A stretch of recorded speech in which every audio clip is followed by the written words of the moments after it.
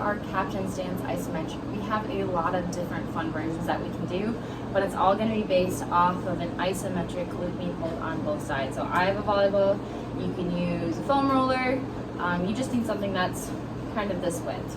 So I'm going to take one hip, lift it up into a 90-degree flexion, so it's even with my knee and my hip, and I'm going to use enough force against the wall to keep that ball from falling. So a little bit, you don't want to be too close to the wall where you're crossing your midline, but you also don't want to be so far that you're holding in an external rotation stance. This is really, really, really difficult. If you want to play here, good for you, but why don't we start with just an inline position first. So from here, you're simply going to just push your knee into the ball, hold it for 5 seconds, and relax. You're going to feel it working on both hips. The right hip because it's actively contracting and pushing into the wall. The left hip because it's trying to resist that motion and keep you staying upright. So you can start with 5-second holds.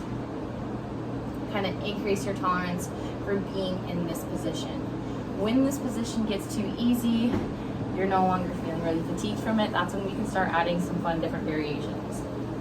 The first one, we can add a band resisted or non-band resisted T-spine rotation. So as I'm holding the ball, closing against the wall, opening away from the wall, cycling back and through there. So if you have some T-spine restrictions, this one might be good for you. You can also add it with a band, so keeping the right hand against the wall, a little bit wider than shoulder width with my band. Again, trying to open against it.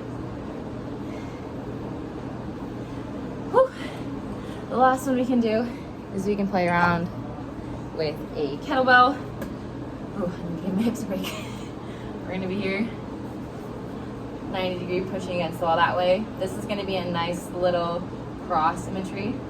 So I'm pushing with the right hip and also the left arm opening, bringing it back and forth. I can hit an overhead press in this position. I can simply just hang the weight in the opposite hand. I can swing it back and forth and try to create some wiggly perturbations. And the left hip is going to really have to control that. You may feel it in the left toes as it tries to stabilize you. Make sure you're being challenged, whichever version you choose. If that's just the isometric version, great. If you're playing around with the band or the kettlebell, also great. Find something that works for you.